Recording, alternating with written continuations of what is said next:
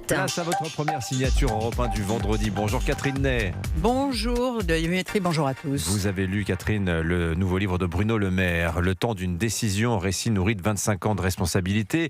Il a rencontré les plus grands, il a le don du portrait aussi, Vladimir Poutine, Donald Trump, vous avez savouré. Et puis, Oui. il est resté 9 ans ministre des Finances, ça n'est pas rien. Oui, et justement, cet épisode de sa vie n'arrive qu'à la fin du livre. Il a quitté la politique presque sous les huées. Il raconte les interpellations dans les médias, dans le train, dans les rues, et mais mauvais.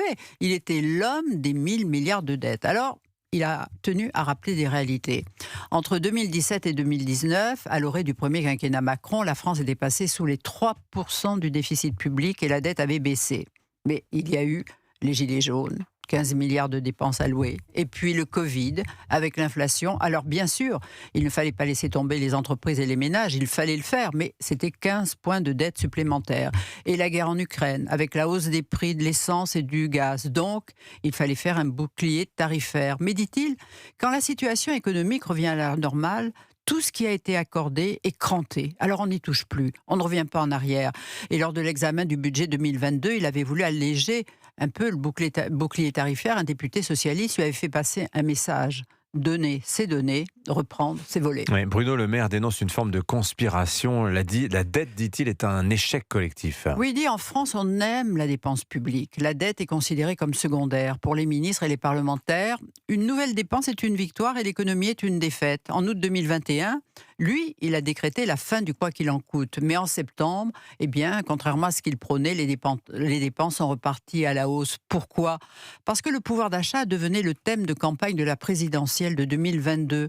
Et en Conseil des ministres, il le dit, personne ne voulait m'entendre. C'est qu'on lègue lui lancer un regard narquois souvent. Il le dit, la puissance du ministre des Finances génère des anticorps, des alliances inattendues entre membres du gouvernement. Donc, le pouvoir du ministre est relatif. Et est-ce que ce combat contre la dette avait le soutien d'Emmanuel Macron ? Ah oui, il raconte cette scène d'ailleurs surréaliste. Le 23 juin 2022, les élections législatives, deuxième tour, ont eu lieu 5 jours plus tôt. Et la Macronie a perdu la majorité, il lui manque 40 sièges. Elisabeth Borne est à Matignon depuis le 16 mai. Eh bien, il n'empêche, ce jour-là, le 23 juin, vers 21h, le président lui téléphone pour lui proposer Matignon. Alors il se voit, une fois, 2 fois, et ils sont bien d'accord. Il faut réduire les dépenses, réorganiser l'État. Aucun parti n'est prêt à soutenir les mesures nécessaires, lui glisse le ministre. Eh bien, c'est tout le problème, lui rétorque le président. Pour y arriver, le ministre prône, il faut un pouvoir exécutif fort, et donc il demande de cumuler les fonctions de Premier ministre et de ministre des Finances. Ouh, c'est beaucoup, lui murmure le président, on se reparle. Eh bien, ils ne se sont plus jamais reparlés. La suite, dès septembre, eh bien, ce sont les Républicains qui exigent un remboursement plus généreux des frais de carburant. Coût du compromis, 15 milliards. Et tout ça pour refuser ensuite de s'entendre pour soutenir la réforme des retraites, sans laquelle aucun rétablissement des comptes n'était possible. L'année suivante, c'est Mme Borne qui revalorise le point d'indice des fonctionnaires. Il l'apprend en écoutant la radio. 8 milliards. Et puis il y a 7 milliards supplémentaires pour la transition écologique. Il le fallait. Et la défense. Bon, il le fallait aussi. Et puis il y a une inventivité quotidienne de dépenses. Enfin, comme la réparation des vêtements usagés qui sera remboursée.